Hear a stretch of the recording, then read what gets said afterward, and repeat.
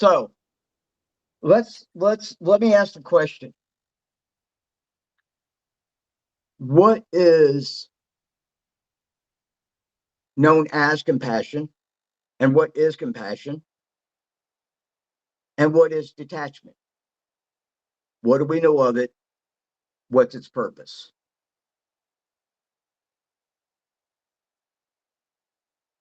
Okay. Are you So, are you asking us right now, or is that well, rhetorical? yeah, it's like that's kind of a rhetorical. Sorry, Uh, I'm really kind of informal on how I teach, but I like to ask the question. And if you want to discuss it and talk about it, we can do that too. Either way, I'm flexible in that area. This is well, not just me talking, it also can be in discussion as well. as a So, test, do you also refer to as like boyfriend and girlfriend, and then you guys break up as not having attachment? That means that you should have no feelings for that breakup, correct? okay, well, there's always going to be an emotional tie to anybody we've had an emotional entanglement with, right? Yeah. Okay. And if one breaks up or when one breaks up, then there's going to be emotions because people have invested. Okay. But the decisions that caused the breakup should be looked at in a very practical, logical sense of just by what the objective reasons are, meaning the factual reasons. So Okay. the reasons why your breakup should be the reason of your emotions after the breakup. Well, maybe things have been asked to be done, boundaries weren't respected. Uh, Somebody kept repeating doing something that was eventually became a real problem, and or lack of respect. Maybe trust was broken. I think And what, okay. And so, whatever that trust may be, maybe it couldn't be reestablished. And that maybe because somebody broke up was merely based on an emotional response, which, let's face it, does happen. so. You know, Is it so? My question is it okay to control your emotions to the point to where you try not to feel anything? and okay, in not feeling anything towards the person afterwards or during. Well, I mean, you care about them, but more of like essential family level instead of more intimate level. Right. Um, well, if one doesn't, then one can become apathetic, which means you don't care either way, and that uh, that emotions in that are like completely void of other than that person just being a person, if that makes sense. So it would pretty much you're stating. I mean, I kind of understand. It means like you pretty much like shouldn't really have any feelings for them after they hurt you. Is what you're saying, kind of Right. They don't, it doesn't, more logical sense instead of more of a heartfelt sense. yeah, that if one is like detaching yourself from the situation and all the emotions that would be with that situation that would affect maybe returning, like if say you've got people that were together for like say 5 years, all right, for example, okay, and that yes, there were good times and there were bad times, okay,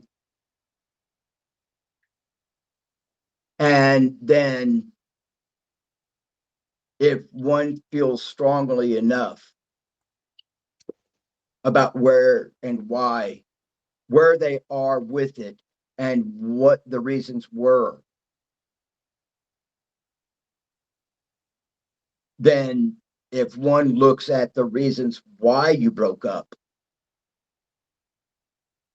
that would be where one would detach themselves from the relationship and just look at what the reasons were and are, as in the facts, the Yeah, object, the think of objective,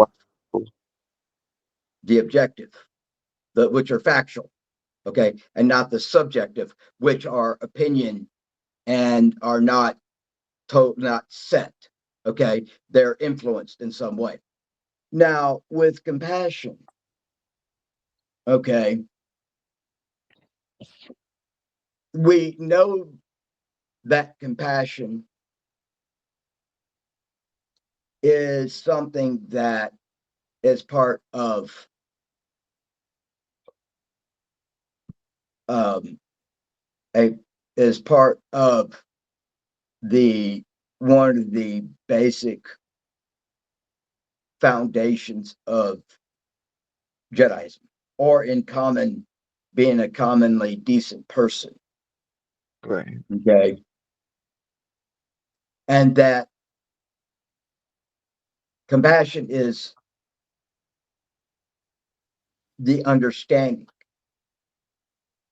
of what somebody's done, okay, and but it may not excuse, and in most times won't excuse what may have been done, or what someone, we understand from their, we understand why, but that doesn't change what's already been done, okay, it's listening to what the person, what, from somebody else's perspective, and how we understand that we gain an understanding. I usually take suggestions from other Jedi, but like if like a person that does not follow the same religion, I don't think they would have the same perspective as me. So their suggestion would probably be completely, you know what I mean? It might not even be a good suggestion. You know what I mean? Like could be Right, just what they right. think it. You know what I'm So saying? what also compassion can be is understanding what somebody else's point of view is, okay, and not to be confused with sharing their view. It's just understanding their view and how come their view is the way it is, okay, which is going to vary from person to person. We look at compassion as understanding, and there's different forms and types of compassion that, but with it, there may be decisions with compassion that might, in a way, not appear to be. Well, let me give an example. That when I was in working in a nursing home, okay, there was a person who was on hospice, and that for the person to not suffer, there's something called liquid morphine, which the person drinks, okay, and you can only give it at certain time frames. All right. But in order for the person to be comfortable and sleep overnight, maybe you might have to overlap for that person to sleep overnight to reduce their suffering, which liquid morphine is a very strong painkiller for someone who's terminal. And that in many ways can be highly addictive because it's an opiate, it's an opioid. So, and here's a question, or here's something to think about. Do you let the person suffer once the effects have worn off and it disturbs their sleep and them not be comfortable? Or do you provide them the comfort for them to sleep? And maybe that might help enable their body to heal some during sleep in order, and for that to happen would be to administer the medication, even though the medication does have its addictive properties.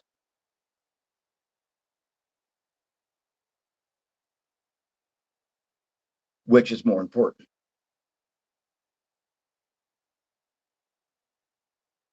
That was a lesson I had to learn about compassion by a nurse. Actually, like that philosophy, that was pretty cool. Yeah, yeah. At first, I'm going.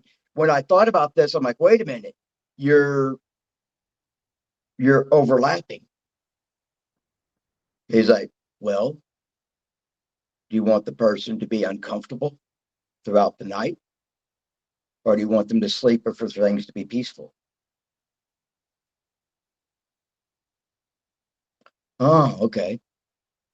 So along with it, you're also with it, you're creating peace in the environment.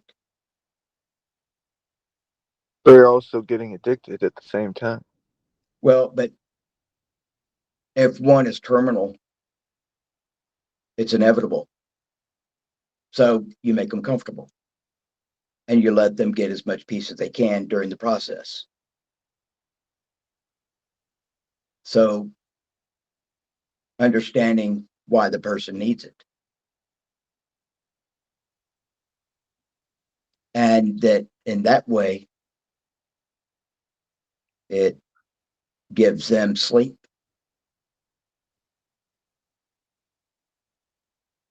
So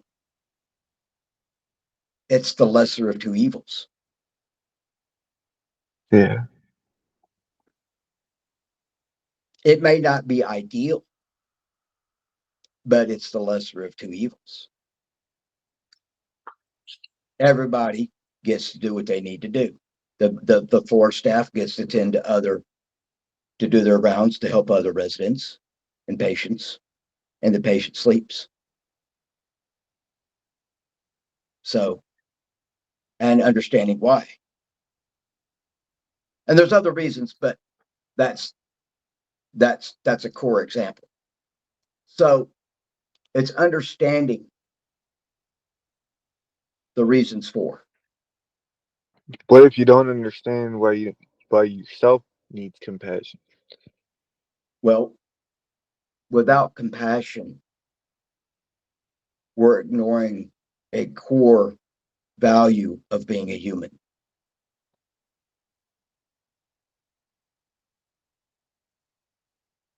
And without compassion, it might it would affect how one would make a decision and how one might best help another. Right. And what can be done to resolve or to aid, not save them from their mistake, but when they are ready for help or when help is needed.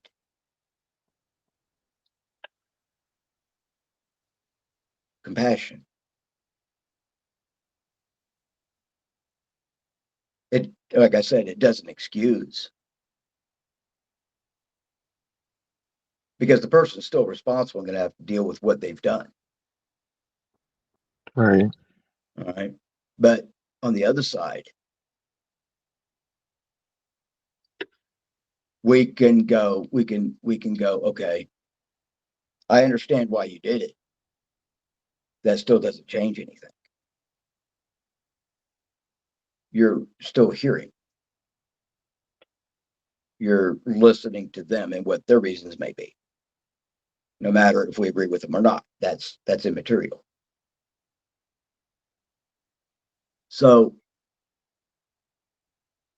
in that, Xenon had an interesting question. yes, Xenon, what yes, was the question that you just asked? Okay. Does not showing compassion allow a person to be complacent? I would think so.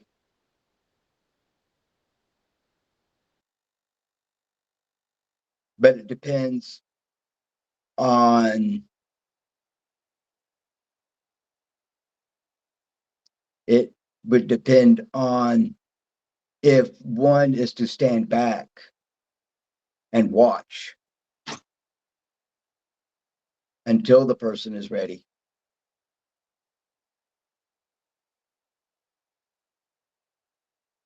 That would also be a practice of compassion.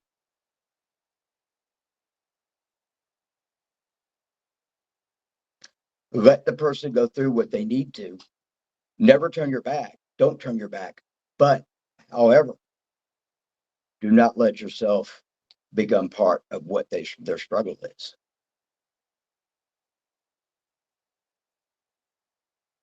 Which is not being complacent. You've made an action. You've taken an action.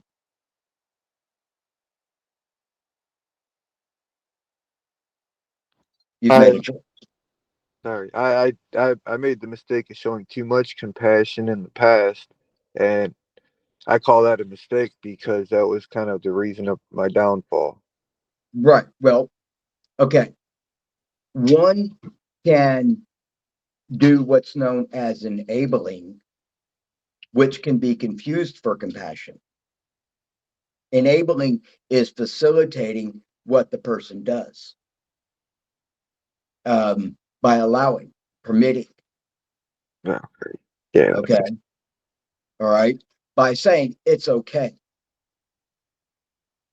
By go ahead and continue and letting them get away with whatever they're doing.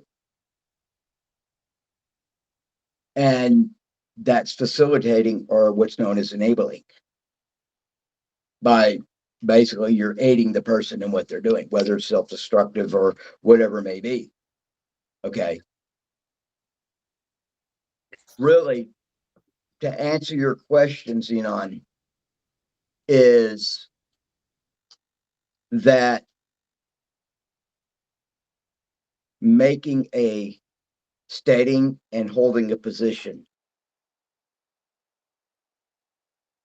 to let the other person do something and you not let yourself become a part of it.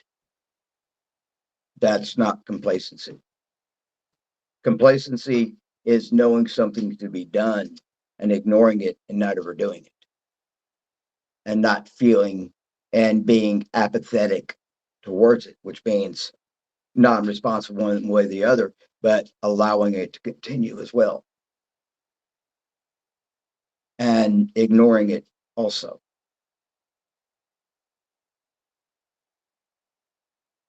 Being ignorant by choice, by not seeking. But when the person is ready, then you offer. Then you offer aid.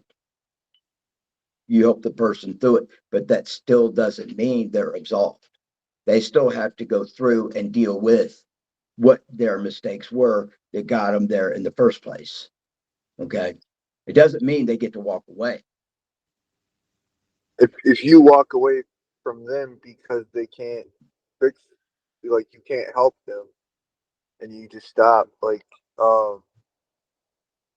is what I'm asking. Like how is that really a reaction? How would that be? How would that help or make the situation worse? Is what I'm trying to figure out. Okay. So if one were to walk away, let me see if I'm understanding. If one were to walk away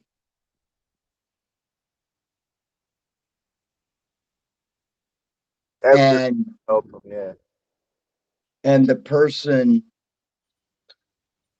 refuse, refuses to change what they were doing, right? yeah, Okay. Then in that case, you would still be offering compassion.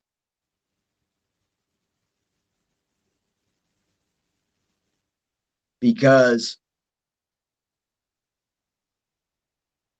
if one is told the reasons for walking away are not aiding and the person still chooses, you haven't left the person without. They understand the reasons why got one it. is walked away. Even if they accept them or not, or like the decision or not,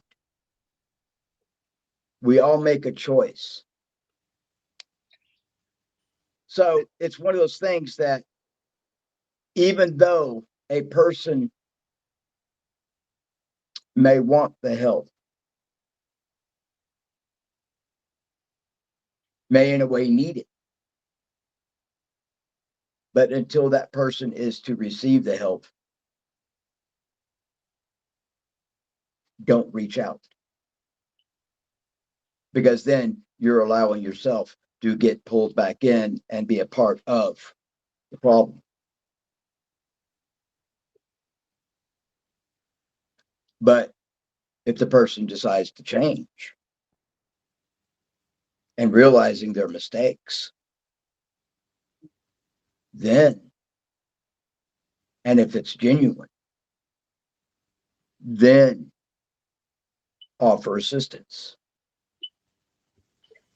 Okay. So now where the detachment comes in from this, okay, is that we choose the actions based on what is factual, not emotional.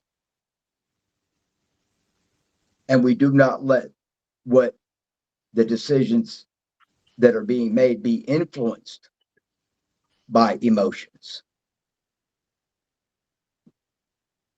Because with emotional decisions, one is not going to be best of service, and is not going to be in compassion.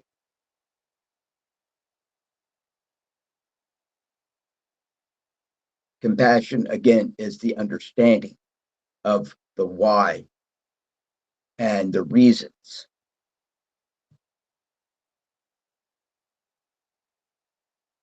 So you have a bank robber who is an habitual bank robber, and people are losing their jobs, people are losing money,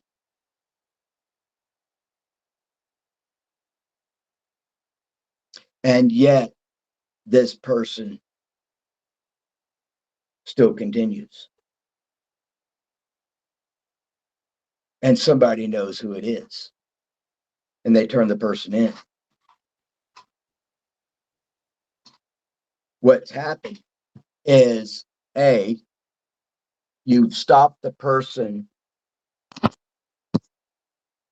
from continuing on from hurting others, and B, that person is getting the help.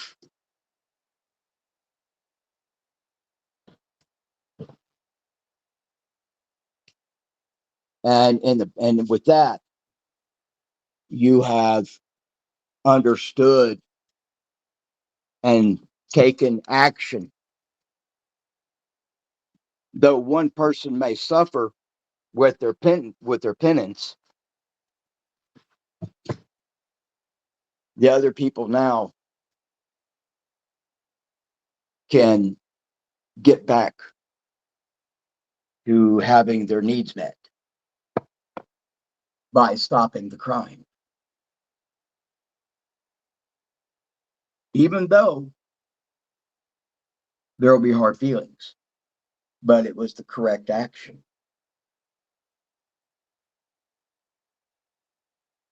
Does it make it right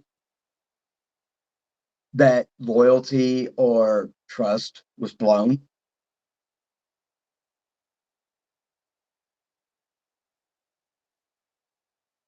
Yes,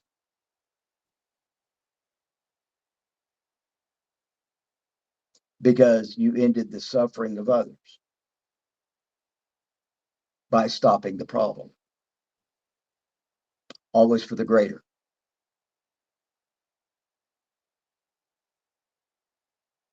And in that, you've also helped stop a wrong.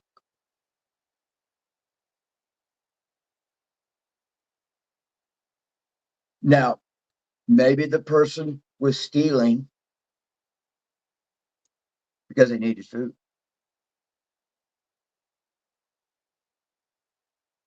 Maybe they had no job and they returned back to an old trade. Okay. It's what they knew. It's lucrative, right? And it's like, I've got to eat. And so the only way I know how to do this, to feed my family, to feed me, and to provide is by robbing a bank and to continue to be a bank robber. And maybe they were good at it. And so,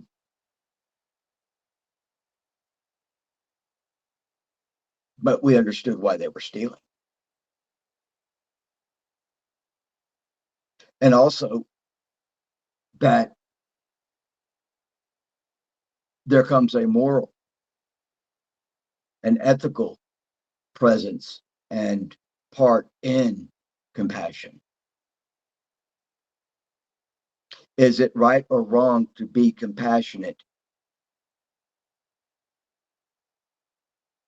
in the decision in not helping? If a person's dying and you know they've overdosed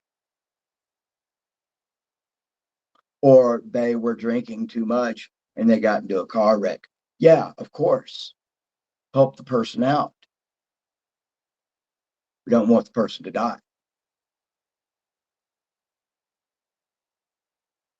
And hopefully that the person returns to health and seeks help.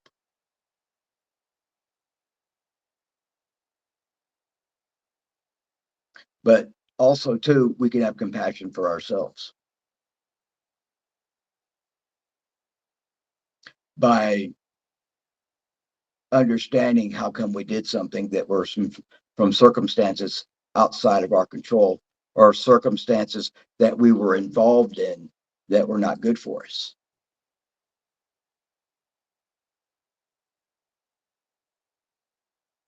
And so the best thing we could do for ourselves was to remove ourselves from the situation.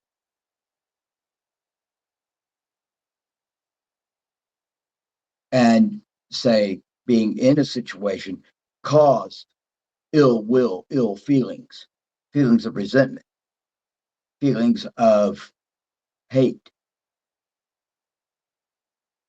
which would cause us to be that person or act in a way that was not of who we are, would bring out a character in us or actually remove us from our character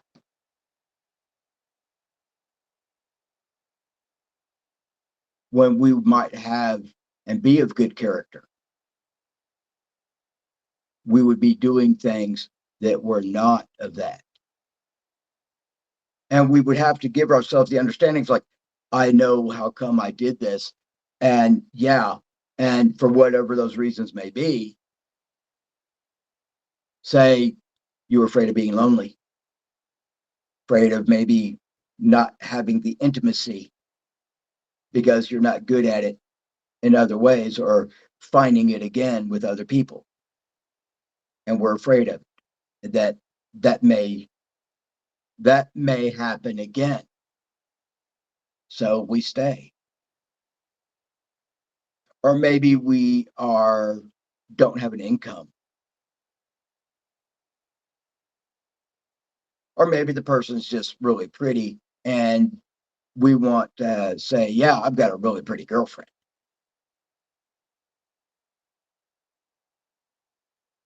And so we stay because I don't know when I might get another girlfriend that's as attractive as this one. That in some ways,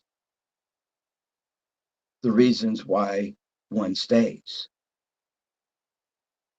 Or maybe there was something else that we emotionally became attached to.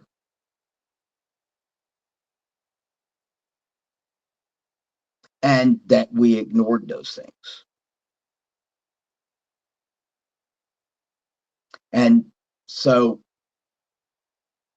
we have to practice that with ourselves as well as others. Because we can't expect to ask the same of others if we can't do it for ourselves. We can't practice that outwardly and be biased and be hypocritical in it. We can, sure, but also maybe being falsely compassionate by gaining recognition, by being one that looks charitable, that looks like they're a giving person and helping, but they're doing it to feed their own ego, to get attention. So they're going to presume and assume the facade of being compassionate.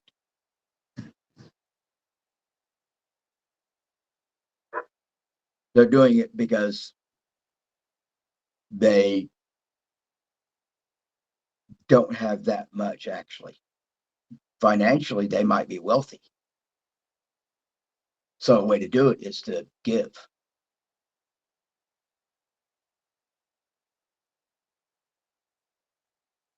And so, yes, you're helping, but you're doing it under false pretenses.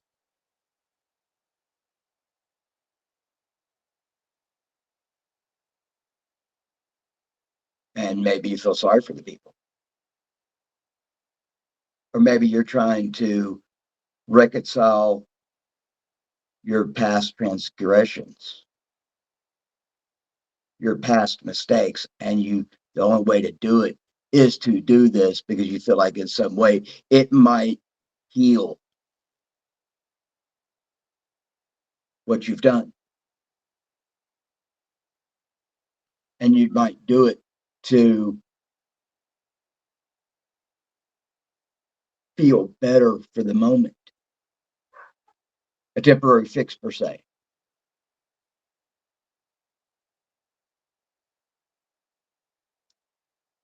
But also in that, compassion can mean that if someone is suffering so greatly, that maybe the thing to do would be to go ahead and end the suffering by finishing and expediting and speeding up what's already going to be known.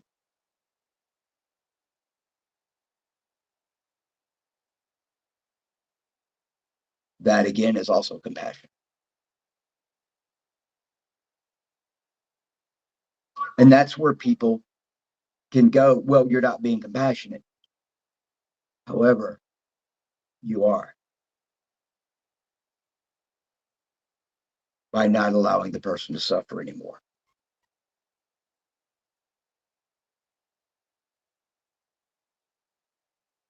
By relieving them of that suffering that is going to cause great anguish.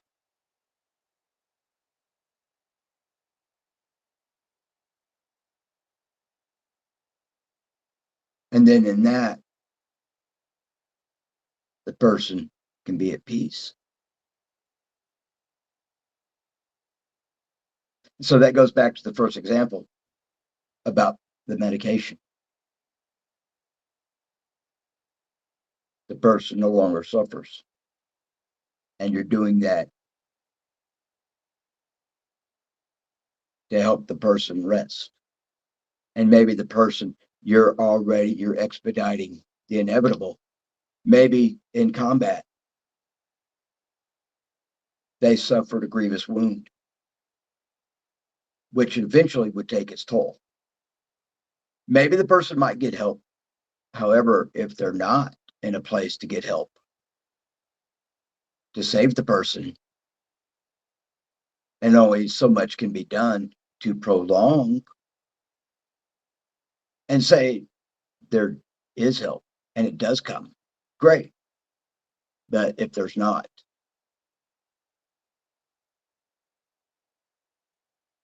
and there is a thing with this, with mercy.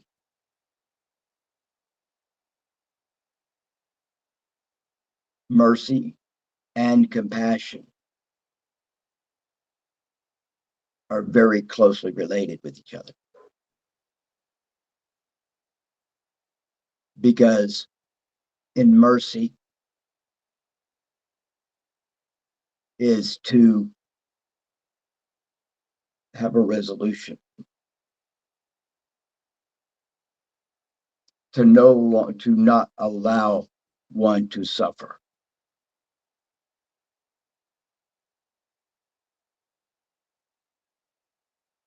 And in a way, absolve the person of the suffering.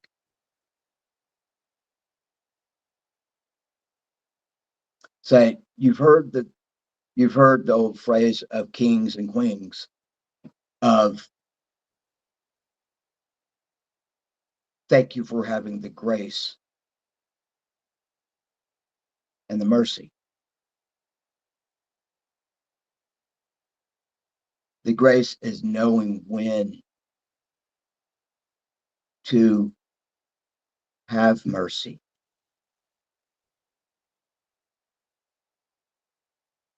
Also, grace in knowing when to have the mercy, to have compassion and use it.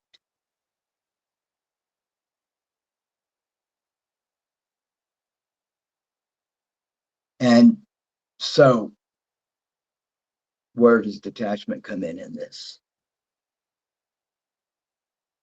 Detachment comes in with not letting what is around us influence and knowing when to be compassionate.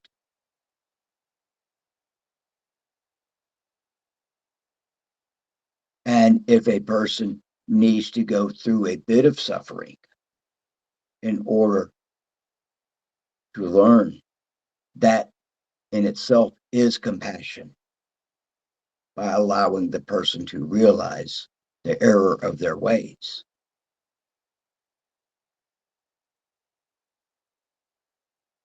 And to endure a bit more of their own suffering by their own choice.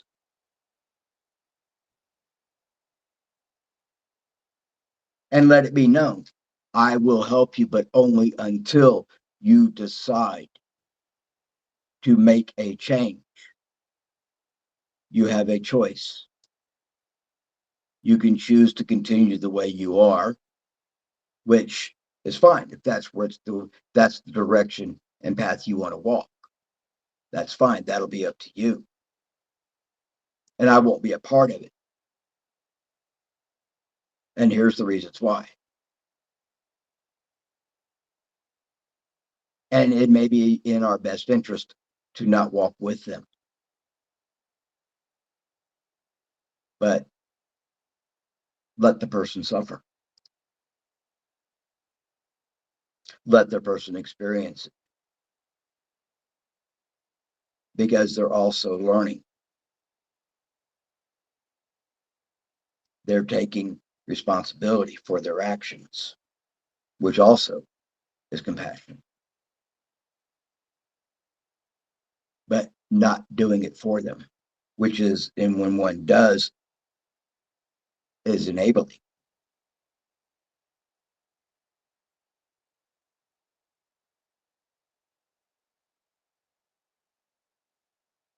So, and people will enable out of pity, out of feeling sorry for somebody. And maybe we're doing a good thing. It's like, hey, I want to help this person out. What if that person has put themselves in that position by electing to put a needle in their arm? So is attachment the same thing as having uh, the wrong compassion? I'm Like sorry, say again. is attachment is like enabling? Well, if one is attached, then one has chosen to be attached. Okay. One has chosen to take part. Okay. And one is allowing what there is to maybe give them what they want and maybe what they need.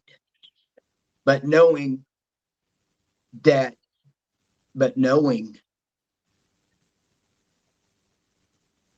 in a way that what they're doing may not be the right thing to do, or maybe the best choice to do. But however,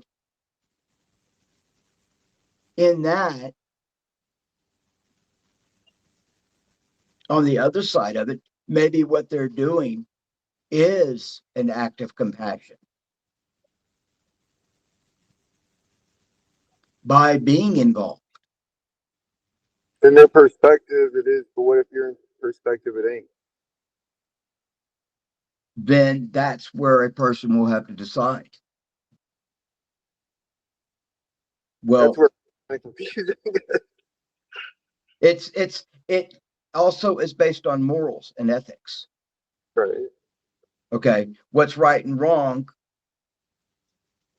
and is this the right way to do it or the wrong way to do it? There's a right and wrong way to have compassion and to practice it and to use it. If you're doing it to teach somebody a lesson out of spite, then morally and ethically, that's right and wrong. That's the wrong way to do it for the wrong reasons. If it's to do it out of spite, out of revenge and vengeance and ill will, then yes, no, that's not the correct way. Right. If one's doing it to be vengeful out of resentment and anger, no.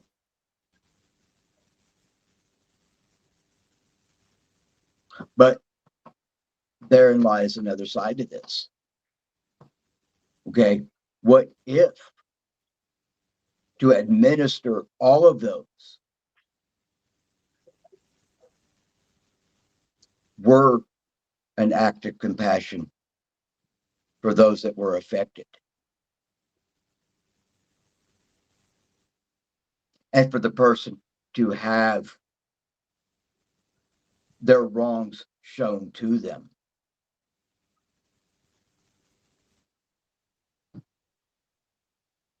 And let the person endure it more and let them know why. And maybe it's administered. You said that's wrong. Well, it depending if they need that, then Right. yes, it would be an act of compassion because you're providing a need. I can see that. Okay. But however, any act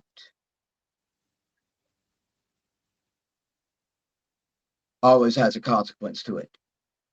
Nothing is ever without. And our consequences of our actions are never far behind, or never far away from us, good or bad.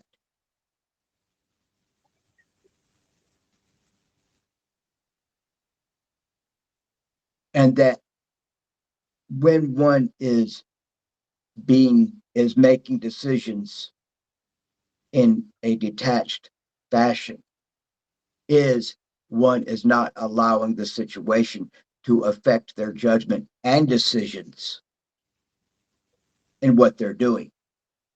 And basically, in a way, the plain and simple terms is it's none of your business. It's not my business you're doing what you're doing. Because what does it have to do with me? Other than what I'm allowing.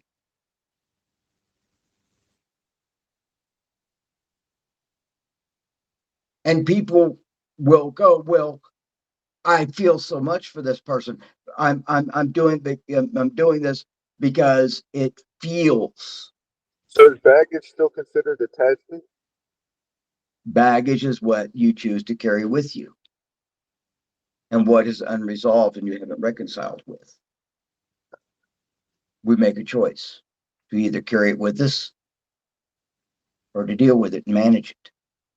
But that has nothing to do with the other person. That's ours. Gotcha. And people want to bring their past and hoping that by some magical thinking and some miracle of miracles, some way, being with this person or doing this will solve. That still doesn't change what the person carries with them. It's only how we respond to it. It's only how we act by our own past, our own baggage. Okay. So when one has baggage, one has no business to be involved in the things that brought the baggage along in the first place unless it's been resolved.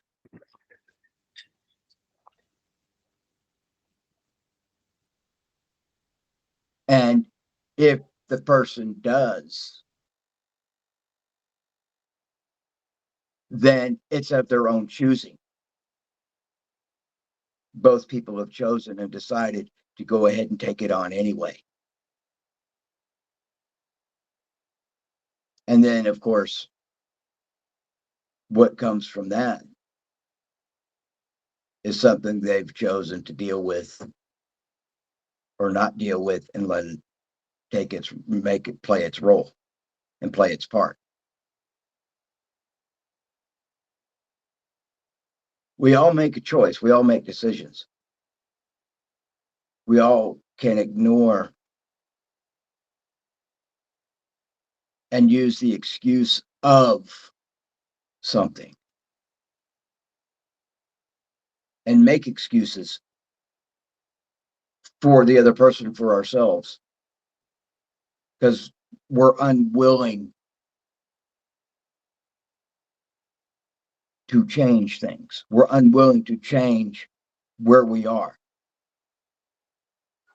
We're unwilling to realistically look at things. And that's where not allowing extenuating and outside influences affect what needs to be done and what we should do and what's the best choice of action and correction. But if it is what will resolve, then yes, by all means, do what's necessary, do what needs to be done. Even if it means it might cause more pain. There's going to be pain either way. It's inevitable. in some cases.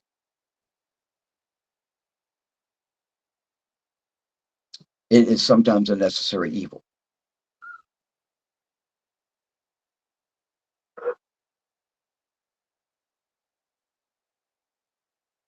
But do not justify doing something strictly because it's for one's own personal selfish motives and reasons, just to make yourself feel better.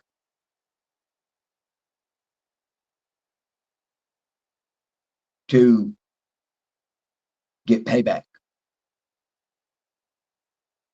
One needs to be honest in what is the reasons with themselves thoroughly, and give the other person that benefit of being open with them and with ourselves. And a lot of times this isn't about the other person. This is about ourselves. This is about us doing what we need to do to become a better person, to address what keeps us where we want to be away from, to change, to make changes. Because what we do can affect others. And if it's for the positive, then yes. So if what we're doing in our past is something we've learned from, and we share that with others to help them resolve, then yes, compassion is being practiced, is being done. And if it brings and draws a person to get help by a gentle hand and being patient, then yes, that also is compassion. But yet not allowing what they're doing to affect, oh, I'm going to step forward and go ahead and help them out when the person's not ready. And let them come to the carrot. I'm going to let them wait, and I can wait. Because what they're doing has no bearing on what I'm doing. My life goes on. Their life goes on. Everyone else's life goes on. Time waits for no man.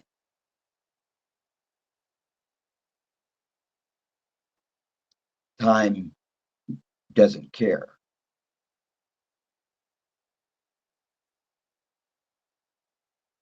And then the cool thing is with all of that, we gain the experience. But we had to experience our own things in order to get us there, and knowing when is the right time and the right way to do it. I was talking with somebody right before this about basically the same thing that is a part of this.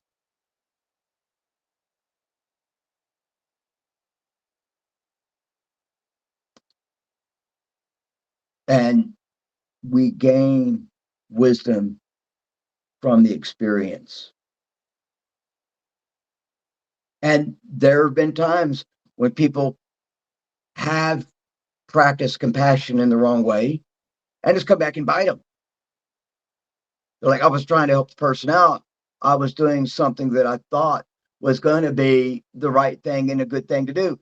Well, yes, the intentions were there. They were honest intentions. And it just didn't work out right. And if things backfire, things go south, and if the other person understands, yeah, I get you were really trying to help out and it went bad, I get what you were trying to do. And yeah, I'm sorry it didn't work out. And things just end up still going bad anyway. Sometimes things just can't be changed. Things are just going to happen, no matter what anybody can do. And we have to accept that. It's just the way sometimes the cards are dealt.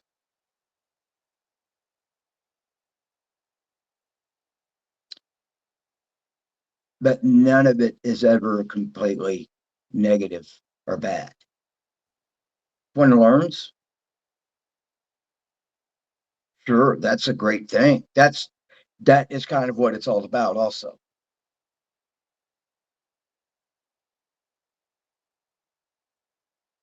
But we have to experience it all and be on both sides of the coin. We have to be in the other person's shoes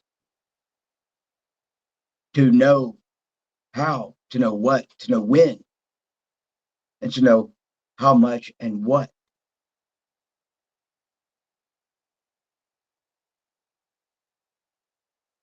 So compassion can be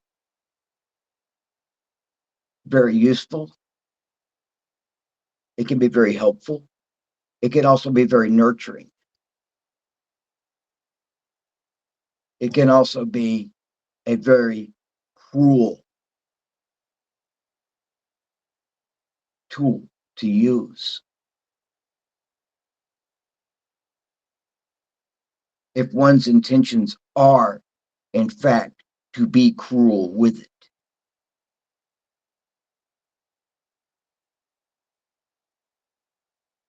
And one can be falsely compassionate by using cruel intentions and have the person believe maybe a person is already hooked on something. And the person who got them hooked on it, and the person chose to get hooked on it. Maybe they wouldn't at first, but maybe it took them a couple of times. And then finally, they're like, I can't endure without it. Oh, well, I can help you out, but I need you to do this first, and I will help you. And you'll be able to get what you need. It can be a form of manipulation. It can be a form of having power and control over somebody.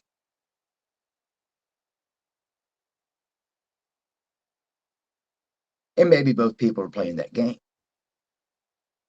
No one is innocent. No one is without fault.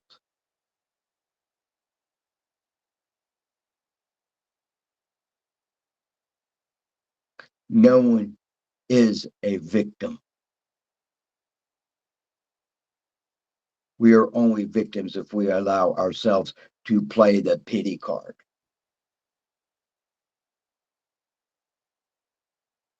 To gain favor, for someone to see things only as we see it, by helping, by enabling us to continue from sympathy.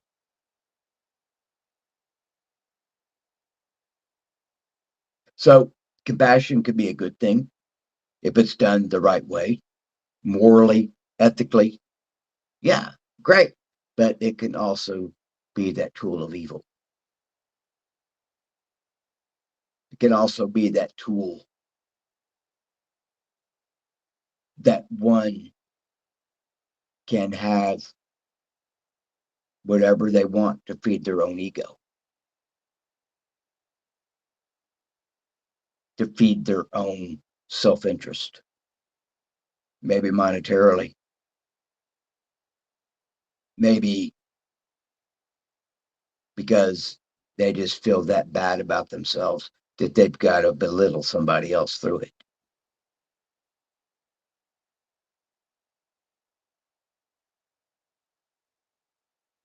Maybe the one who's presuming to be the victim and portraying the victim is actually the one that is administering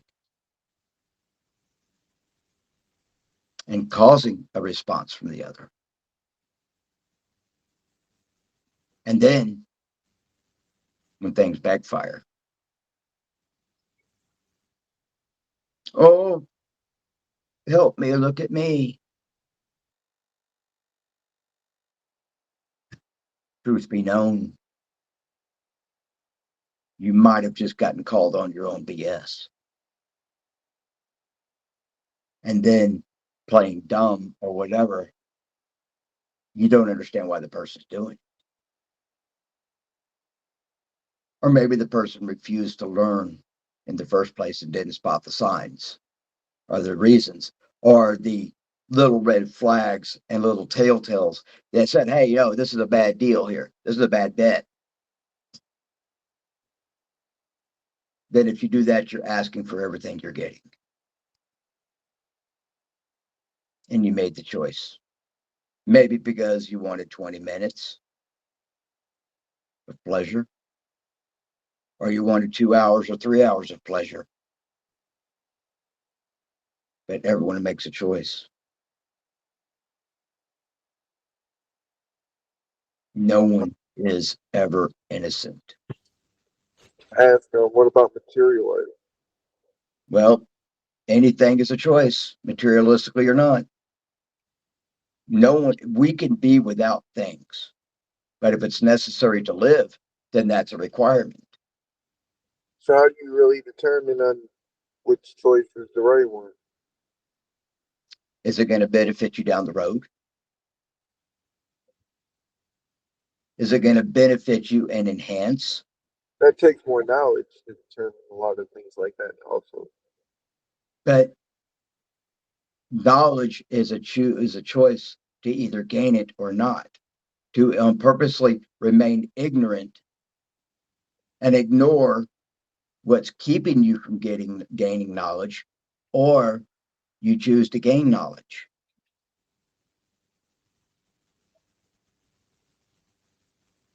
No one is innocent by accident.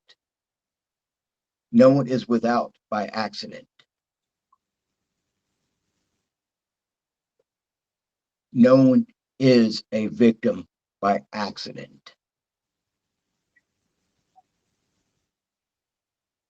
I was gonna say, I have a feeling like when choice has arrived, you have a feeling of kind of which choice to actually make and which one you feel is the right one and which one you feel is the wrong one. But sometimes your instincts aren't always correct. Well, that's where where we have to make a decision on something.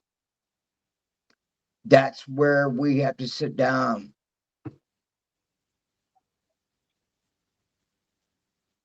and actually honestly take a look.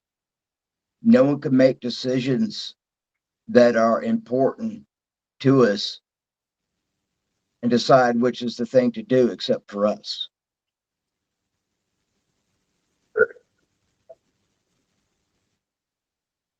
And Like, either way,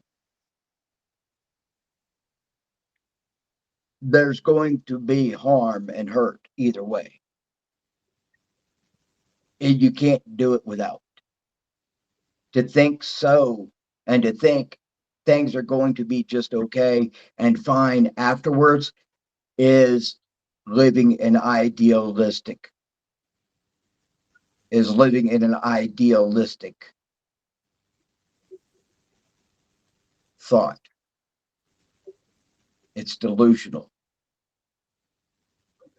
why do they people always tell you that after something bad happens?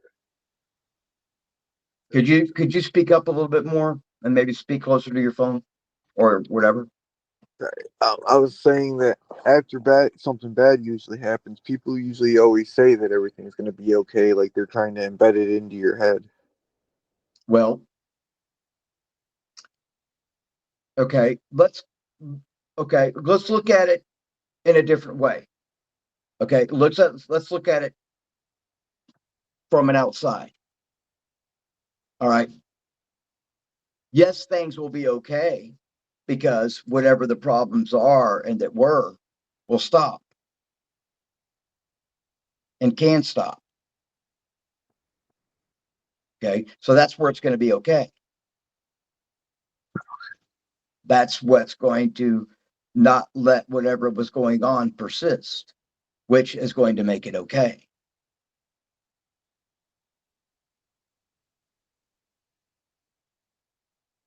But that still doesn't change what's still in process. It's only the after. It's what we choose to remain in and to continue to do, and how we proceed and what we do to proceed. This is where the detachment comes in. What do I need to do? Taking every opinion out of it. Opinions are not a factual thing. They're only how one person sees something from their perspective, from their perception. Opinions are not fact. Feelings aren't factual. They are a result. They are a symptom. They do not say what actually is going on, what the actual reason for it is. They're only the symptoms of the illness. Now, I'm not saying that all of this is easy to do. All right. I'm not saying this is the magic pill. The magic pill is going to be this, and magically things are going to just resolve. No, I'm not saying that. And I'm not trying to be condescending when I say that. I'm not trying to put anybody down when I say it. But yes, things afterwards will be. And maybe it's just not, either hasn't come to that point yet that of making a final decision. Maybe if one is looking at things in a romantic sense, oh, love will always prevail. Well, love is a two-way street. I think that's a delusion. Well, there are other reasons behind it. There are other things behind what people think and feel what love is. That's a whole different thing. That's like goes into the whole scientific biology, physiological stuff. That's not what this class is about. But what, in that sense of romance, though, if one is looking at it to still hold on to those things that do feel good, then maybe that's what things can be built back on from to maintain that. Maybe somebody just needs to say something will cause somebody to change their mind and for them to actually see the error. That also too would be something that would be a compassionate thing, because it's what the person needed to hear. Not what they wanted, but what they needed to hear. But remember, always respectfully.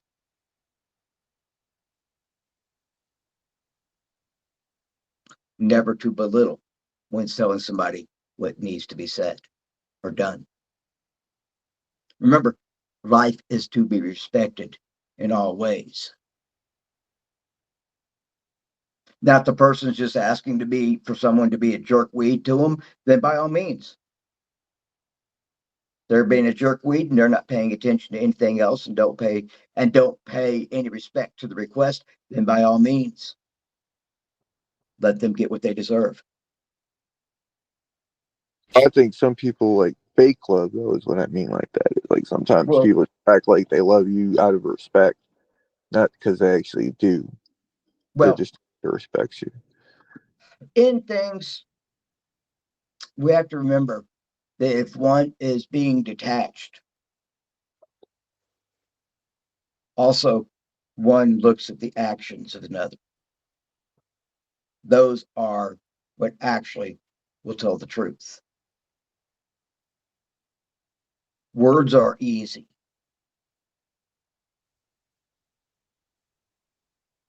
Action is what speaks the volumes, and the intent, and the resolve, and the results.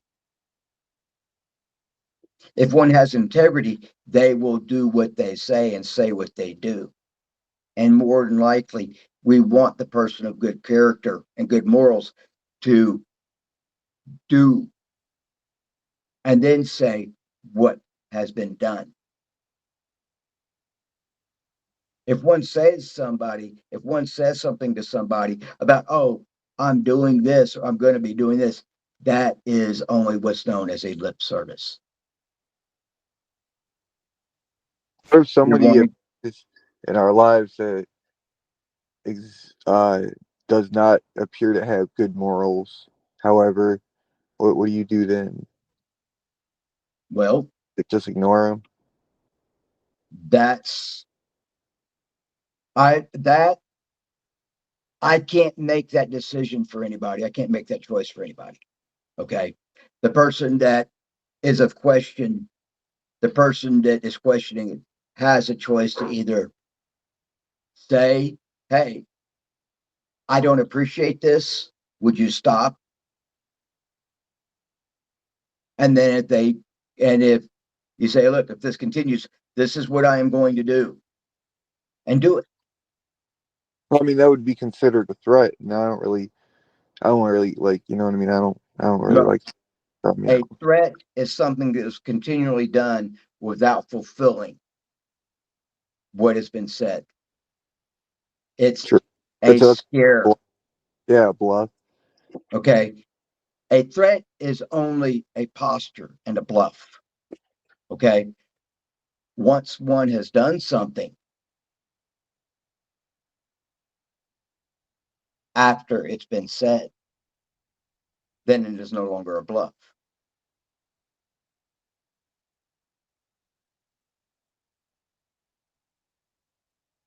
Everybody is in progress. All right. No one is without the progress.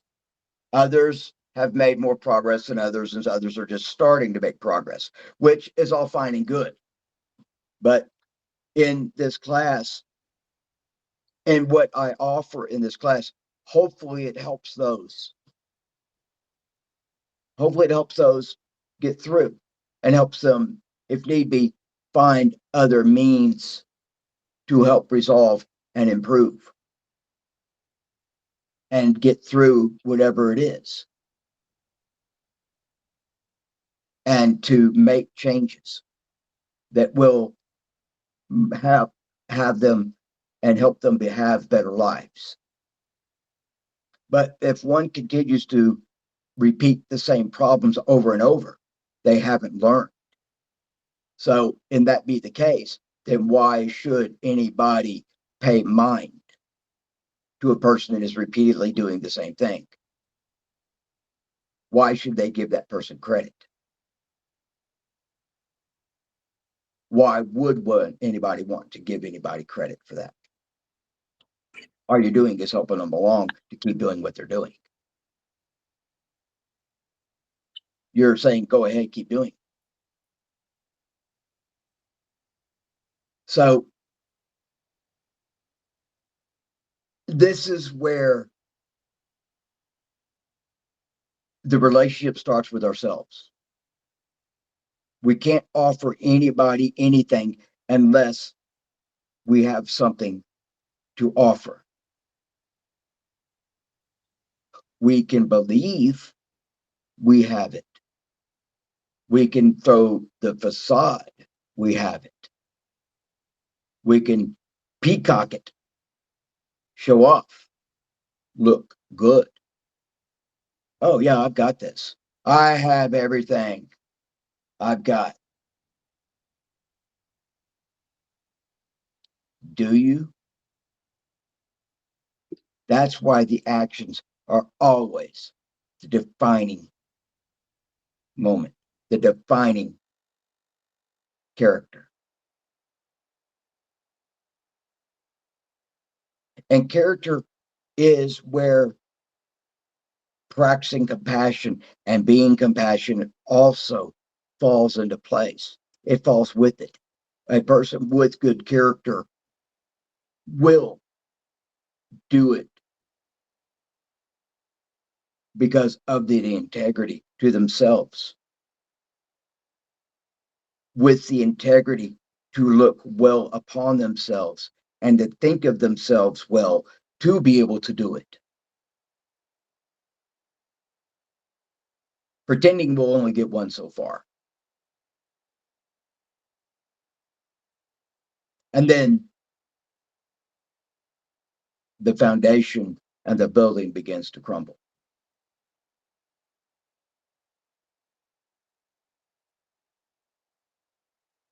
So it's like when anything in life, if one wants to improve and get better, there's work involved. Nothing's easy. Things just don't happen. We have to put the work in so we can get it back. So we can get the results. We can gain ground. We can become.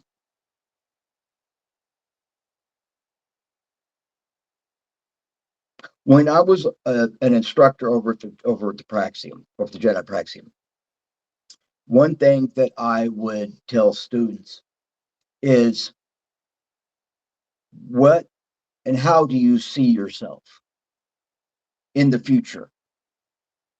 And if you're unsure, maybe make a short-term vision for yourself and then work towards that. Work towards what you want to become. Make yourself, and who do you want to be? Then, yeah, things will eventually happen.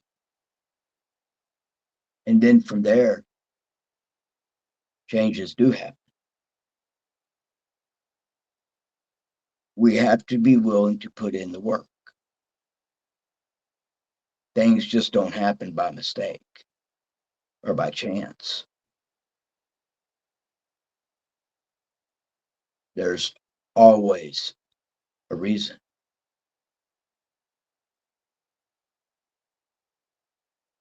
But if one is complacent, one doesn't have the resolve to do anything about it.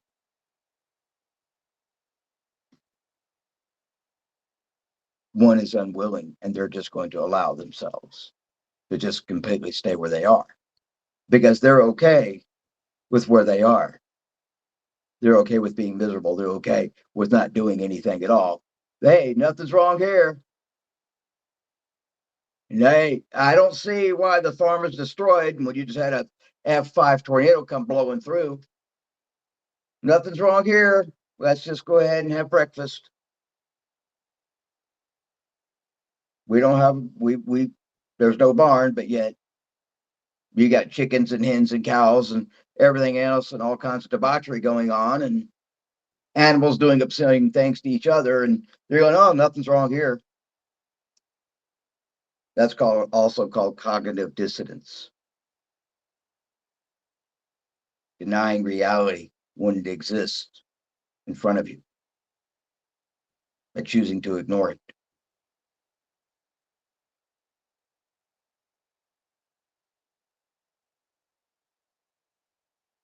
So So with being detached, it does take character. It takes resolve. It takes an honest look. It takes just looking at things for the way things are, for what they are. And the solution in order to do it. But solutions don't happen just by happenstance. We have to seek the solution. And if it means looking at everything in front of us as it is, not what we would like or what we want, then one is looking at things without being influenced and being detached from what is going on outside of what they can do something about.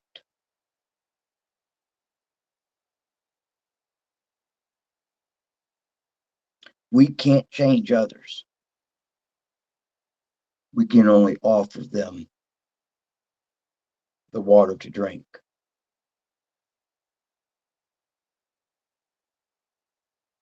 And if one refuses to drink, that's on them.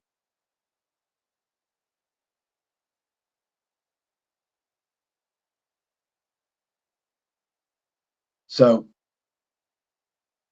detachment is not letting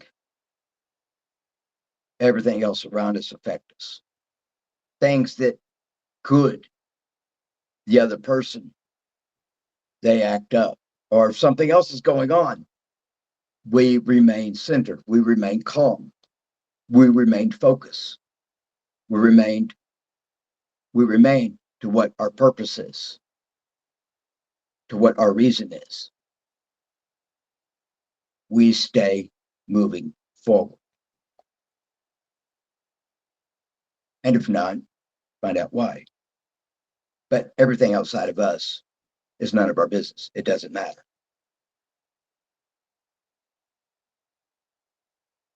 It's how we react. It's how we let ourselves react. What we allow ourselves to react to. And some things we may not be able to do anything about. We might still just act up, which is fine. That's a human thing. We're still going to let things affect us. To what extent? Well, that depends on the person. No one's foolproof. We're flawed. We make mistakes. We do things that don't always stand or make sense. And our intentions were good, maybe for some reason. And we just ended up stepping on our own feet. Okay. Things do happen. The world's imperfect. It's the way it's supposed to be. It's like that by design. We are imperfect. Everything around us is imperfect, but that's what makes it so perfect. It's like that for a reason. It's all for the intent. It's all for us to grow, mature, change, go through seasons, become that dead tree that's barely hanging on, or become that tree that is green, that offers shade and offers a home for something else.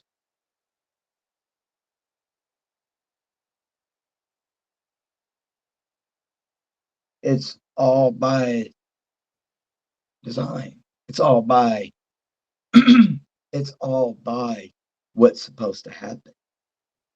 Everything we go through is supposed to happen. If it's not going to happen today, it may happen tomorrow, or it already has. We're still destined to do it again, maybe in a different way.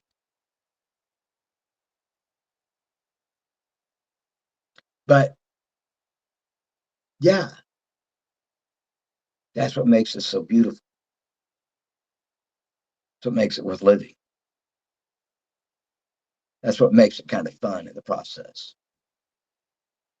Is who knows what kind of adventure we're going to have. And that's why sometimes it's worth taking it, stepping out there and rolling the dice and see what happens. Maybe something big will happen. Hopefully so.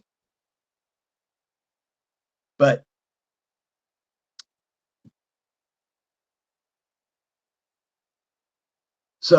but in this, and I know I've gone longer than normal, and I got on my rants and my tirade, and thank you for your input and your questions and your adding to this. And I hope I covered enough of it to get something from. I don't know. But anyway, I want to leave with a thought. Something hopefully people will consider. Is that if we see ourselves as imperfect,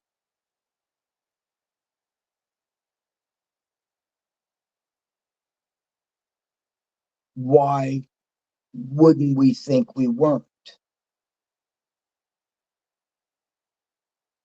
Why wouldn't we see ourselves as not being the way we are for a reason?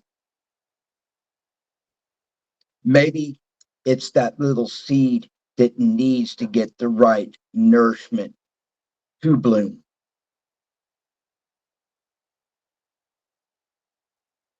Or maybe it's just not our time yet.